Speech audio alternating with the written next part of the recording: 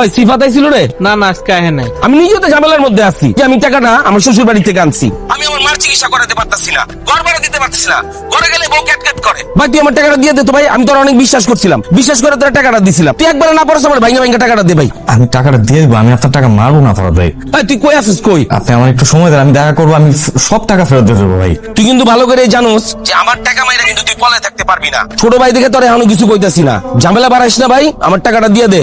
Phone দিল, আমি ফরাদ ভাই গালাগাল দেয় না? বাসা ভাড়া দিতে পারতেছি না, রাগ তো করবে। চিন্তা করো না মা, ম্যানেজ করে ফেলবো। জানি ম্যানেজ হবে, কিন্তু সারাদিন টেনশনে থাকি, বাসার বাইরে যাস না, সবাই গালিগালাজ দেয়।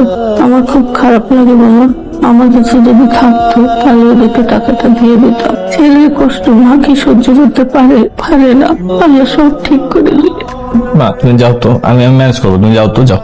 আচ্ছা এখন তো মাস্টার হলো, এখানে কেউ আসবে না। সময় লাগে, আমার কারণে যদি তোমার কোনো ক্ষতি হয়। তুমি এত ভেবো না তো, তোমার জন্য আমি কি নিয়ে এসেছি। পায়েস, থ্যাঙ্কস। তোমার মধ্যে না একটা বউ বউ ফিল আছে। আর তুমি কিভাবে জানলে আমার খিদা লাগছে? মেয়েরা সব বুঝে, সিক্স সেন্স। সবাই পারে না, আমি স্পেশাল। আমার তো টিয়া বেশি পছন্দ, সবুজ টিয়া, সাথে লাল একটা ঠোঁট, কেমন অন্যরকম মায়া আছে। মায়া তো আমার চোখের সামনে দাঁড়াচ্ছে, ওই আমি মায়া ডুবে থাকবো, ডুবে আছি ঋণে। আচ্ছা তুমি সবসময় নিজেকে এরকম ছোট করে ভাবো কেন বলো তো? একটু ভাববো না কেন বলো তো? পকেটে রিক্সা ভাড়াটা পর্যন্ত নাই, অর্ধেক পথ বাসে আসছে, অর্ধেক পথ হেঁটে। আমার চেহারা দেখে বুঝতেছো না তুমি? পৃথিবীতে কোনো কিছুই চিরস্থায়ী না, সুখের পরে দুঃখ আসে, দুঃখের পরে সুখ আসে। এমন সুখ আসবে তখন তোমার সুখ কি আর সহ্য হবে না। জানি তো, সময়ের সাথে সাথে সবই পরিবর্তন, আধারের পর আলো আসবে। তুমি এই কথাগুলো কি বুঝে বলছো নাকি আমাকে কনভিন্স করার জন্য? অবভিয়াসলি বুঝেই বলতেছি।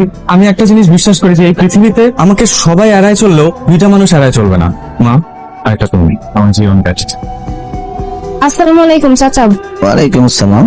এই ঔষধগুলো আছে? সিফাত কই? ভাইয়া তো বাসায় নাই। বাসা নাই কই গেছে? তোমাকে ফ্যামিলির সবগুলোই সিটার, বাসা থাকার পরও দরজা খুলে না। সিফাত আমার 5 লক্ষ টাকা মারিয়ে দিছে, আগামী 7 দিনের মধ্যে যদি আমার টাকা না দেয়, টাকা কেমনে তুলতে হয় সেটা আমার জানা আছে। দুঃসময়ের কথা গায়ে মাখতে হয় না, ও টাকা পাবে, সিফার টাকা দিতে পারতেছে না, ও রাগ করাটা স্বাভাবিক না। ওর টাকা পায় বলে যা মুখে আসবে তাই বলবে? ও ভাইয়াকে বাজে কথা বলছে। টাকা পেলে মানুষ এমন বলে, এমন করে না। কি হচ্ছে তোর? কিছু হয় না, একটু ঘরে যা তো। কিছু হয় না মানে ও কাঁদতেছে কেন? এই কি হচ্ছে তোর? এই আমি দেখতেছি তো বাবা, তুই যা। এই তোর আমি বলতে বলছি না, কি হচ্ছে? ভাইয়া আমি মায়ের জন্য ঔষধ কিনতে গিয়েছিলাম বাজারে, রহমান ভাইয়ের সাথে দেখা হয়েছে। ভাই আমাকে বাজারে সবার সামনে অনেক